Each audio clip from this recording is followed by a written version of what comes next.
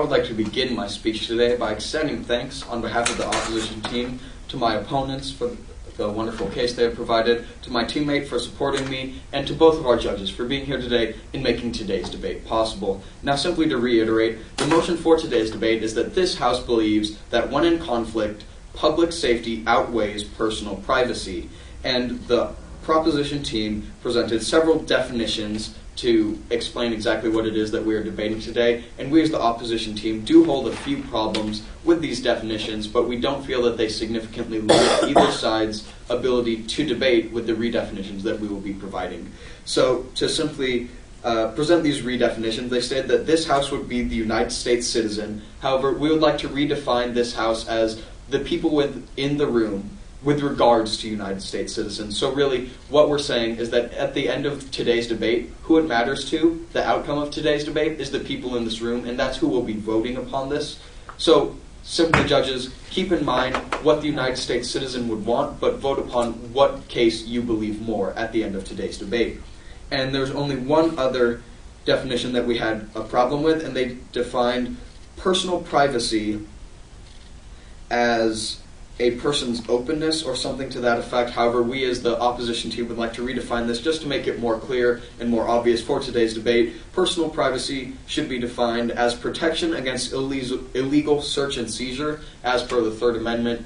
So for today's debate, it's essentially when the government takes over your right to privacy for the protection, quote unquote, of other people. And as I will show in my case today, this is not truly protecting you as a United States citizen, judge.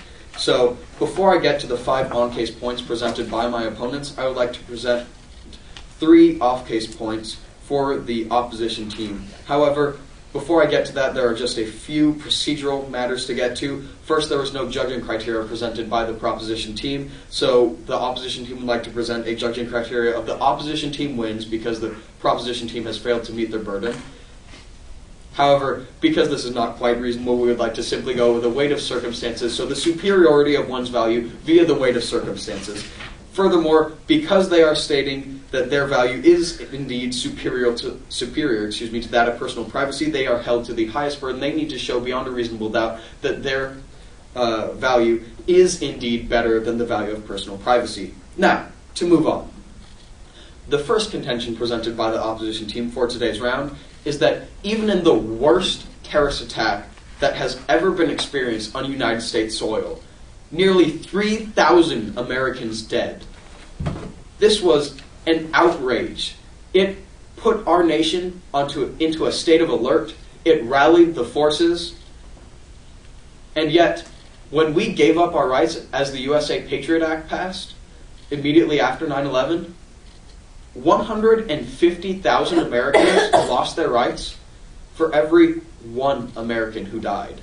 150,000 people give up their constitutional rights every single time that you hope to save one citizen. So unless the proposition team can prove beyond a reasonable doubt that there is indeed several instances in which Homeland Security has been able to prevent terrorist attacks, and they need to name exactly what it was, how many people would have died, what group would have choreographed this. Unless they can do that, then we can't accept this, because that's 150,000 Americans who lose their rights for every one that would be saved. And this is with the worst terrorist attack we've ever experienced. If this is a smaller terrorist attack that kills only, say, 200 people, then it's astronomically larger the number of people who lose their rights to save this one person, which clearly shows that 300 million Americans are disadvantaged to save potentially the lives of a couple of people, which we don't feel is right. Now, our second point is that taking away rights from our citizens validates the terrorists. You see, a terrorist goal is to create social unrest, to create disorder, to promote chaos and anarchy. And if we begin stripping away the constitutional rights that we have fought to defend, then we are validating them. We are playing into them. For instance, the terrorist device known as a dirty bomb, which is essentially nuclear waste strapped to an explosive that disperses it. There is minimal chance for actual injury unless you're within the blast radius of the primary explosive itself. The chance of radiation poisoning is minimal, but people go nuts we lose our minds when we hear that there's a dirty bomb around, because it is scary stuff. And this plays right into them. We have minimal chance of being hurt, but if we start stripping away our rights to quote-unquote protect ourselves, well then we are simply giving up any ground that we have. Keep this in mind as I take the only POI.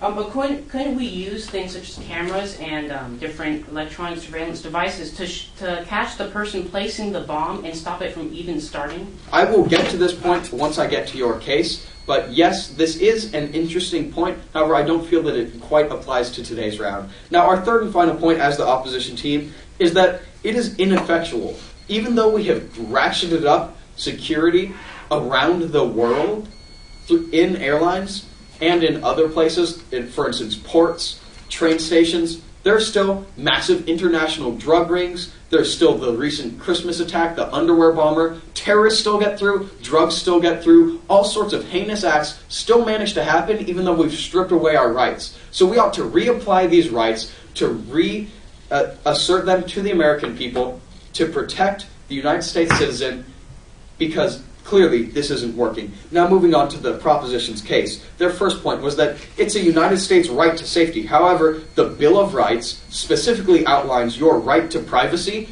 but nowhere in the Constitution does it say you have the right to safety guaranteed by the government. It simply says that maybe a militia is important so you can carry a gun. This does not say that we should be stripping away other constitutional rights. The Bill of Rights, however, says that you have your privacy. Their second point was that it's more productive. However, it is illegal for the government in most states to put cameras out. What they're referring to is cameras in banks. That's not put there by the government, it's put there by the bank. It's a very different situation. Their third point was that privacy for criminals is lower. However, that's not the question. We're allowed to take away privacy from criminals, but not from United States citizens in good standing. Their fourth point was that giving out personal information is healthy, like, for instance, blood types. However, this isn't a problem with the government. This is private healthcare industries. And their fifth and final point was that something about sacrificing privacy. However, it's about losing privacy involuntarily. It's not when you give it up, it's when it's taken away from you. So for all of these reasons, Shug, we feel that the opposition team has clearly won today's debate. Once again, thank you to everyone in the room.